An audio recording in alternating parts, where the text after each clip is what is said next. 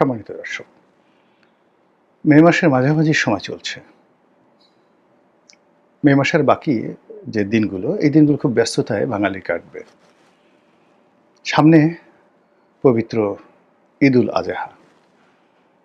এটা বাংলাদেশের অন্যতম একটা যাকে বলা হয় প্রধানতম উপলক্ষ, উৎসব।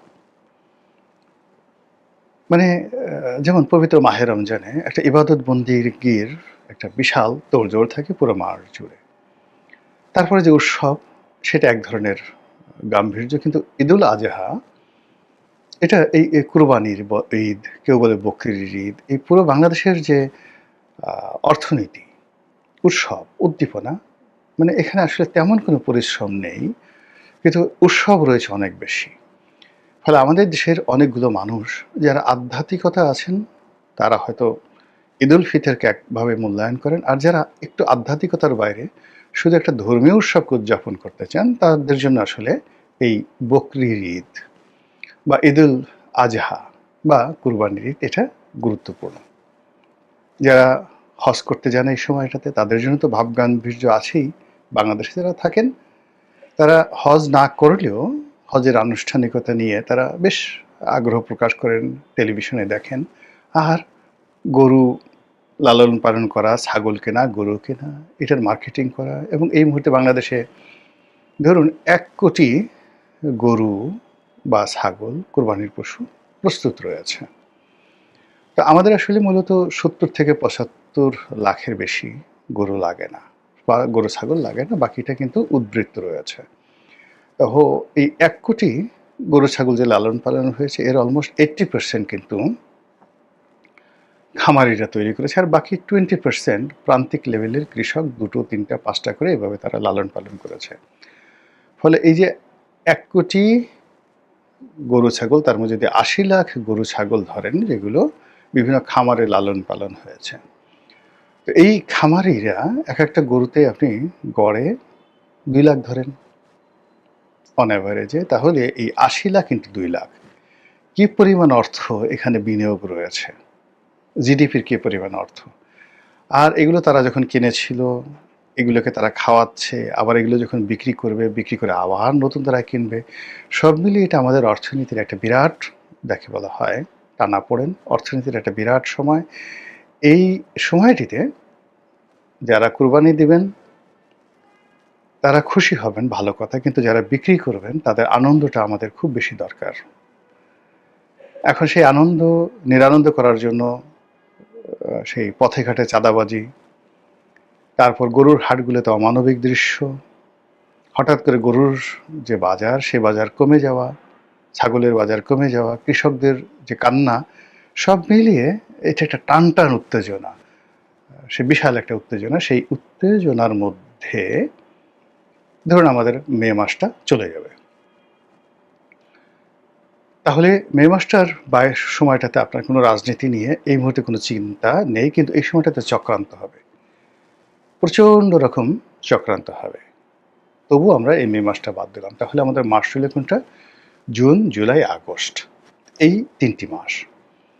এই 3টি মাস এই সরকারের জন্য অ্যাসিড টেস্ট, সব দিক থেকে। ইতিবাচক অর্থে অ্যাসিড টেস্ট, নেতিবাচক অর্থেও অ্যাসিড টেস্ট, যদি আপনি পারফরমেন্স করতে চান।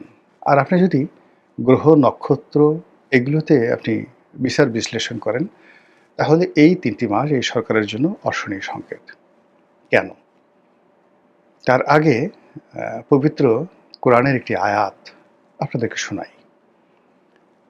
সেই আয়াতটি আমরা সাধারণত যখন লাশ কবরে রাখি, তখন আমরা এই দোয়াটি পড়ি বা এই আয়াতটি আমরা উচ্চারণ করি।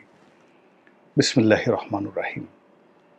মিনহা খালাকনাকুম অফিহা নুইদুকুম ওয়ামিনহা নুখরিজুকুম তারাতান উখরা। আপনারা সবাই জানেন, যার অর্থ আল্লাহ বলছেন, হে মানুষ, তোমাকে এই মাটি থেকে পয়দা করেছি, এই মাটির ভেতরেই বা মাটির মধ্যে তোমাকে এখানে গ্রথিত করা হলো, দাফন করা হলো, ঢুকানো হলো, আবার এখান থেকে তোমাকে বের করা হবে। তো দেখুন, মানুষের যেখানে উত্থান, ঠিক সেই জায়গাটাতে কিন্তু মানুষের পতন হয়। যে গর্তের মধ্যে থেকে আপনি বের হয়ে আসবেন, ঠিক সেই গর্তের মধ্যেই আপনাকে যেতে হবে। আপনি আপনার জন্মটা দেখেন। আপনি যে জন্মের শুরুটি যেখানে হলো, যে মাতৃগর্ভে আপনার ভ্রূণ রচিত হলো আপনার বাবা মায়ের মিলনের ফলে, ঠিক সেই মাতৃগর্ভের থেকে আপনি যখন বের হয়ে আসলেন, আপনার সেই যেখানে আপনার ভ্রূণ ঢুকানো হয়েছিল, যে লজ্জা স্থান দিয়ে, সেই লজ্জা স্থান থেকে আল্লাহ আপনাকে বের করে আনলেন, শুরু এবং ওখান থেকে। তো এরকম মাশাআল্লাহ আপনি গর্ব করতে পারবেন না এই পৃথিবীতে। মানে আল্লাহর এই জমিনে আপনাকে আল্লাহ যে নুতফা,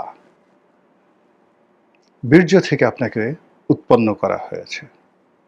কাজেই আপনি অহংকার করতে পারবেন। আল্লাহ বলছে যে তোমাকে আমি এমন নুতফা থেকে তৈরি করেছি যা তোমার শরীর থেকে যদি বের হয়ে যায়, তোমার জন্য গোসল করা ওয়াজিব হয়ে যায়। আর এমন একটা জায়গাতে মূত্রনালী দিয়ে তোমার যে ভ্রূণ, এটা বের হয়েছে তোমার বাবার মূত্রনালী দিয়ে, আর এটা প্রবিষ্ট হয়েছে তোমার মায়ের মূত্রনালী দিয়ে। এবং তোমার মায়ের যে দূষিত রক্ত, যেটা হায়েজ নেফাস বলা হয়, ঋতুস্রাবের যে রক্ত, সেই রক্ত থেকে তোমাকে পয়দা করেছি সংমিশ্রণে মাতৃগর্ভের মধ্যে। এই জমিনে তুমি অহংকার করো না, অলা তামশি ফিল আরদি মারহা। এই জমিনে কখনোই তুমি অহংকার করো না। আফসোস, আমরা আমাদের জীবনের বা আমাদের উত্থানের যে শুরুটা, সেই শুরুটা আমরা ভুলে যাই। বলেন তো, আওয়ামী লীগের পতন কেন আগস্ট মাসে হতে হবে? শেখ হাসিনার পতন কেন আগস্ট মাসে হতে হবে? শেখ হাসিনার উপর গ্রেনেড হামলা কেন আগস্ট মাসে হতে হবে? বঙ্গবন্ধুর হত্যাকাণ্ড কেন আগস্ট মাসে হতে হবে?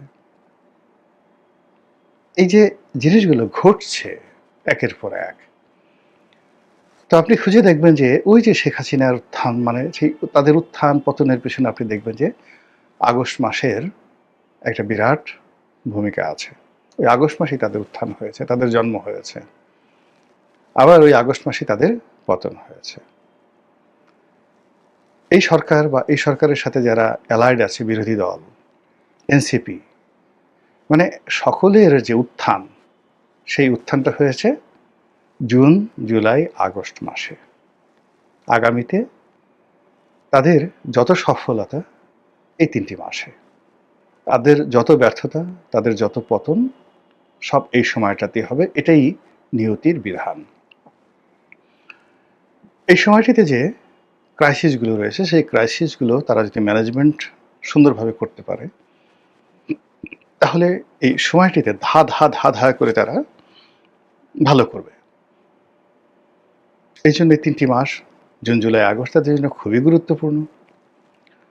আর যদি তারা অকৃতজ্ঞ হয়, দ্য আনগ্রেটফুল, যদি তারা অবিমৃষ্যকারী হয়, যদি তারা উদ্যত এবং অহংকারী হয়, যদি তারা অতীতকে ভুলে যায়, তাহলে এই ৩টি মাসই তাদের মৃত্যুকূপ হবে।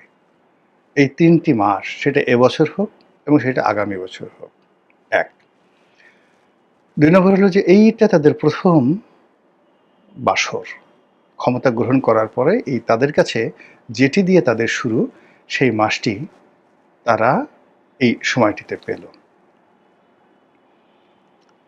ফলে আপনি জাস্ট একটা উদাহরণ দিই। ডক্টর মোহাম্মদ ইউনূসের যে পতন হলো, তার উত্থান হলো আগস্ট মাসের ৮ তারিখে ২০২৪। তার পতন যে শুরু হলো, সেটা ২০২৫ সনের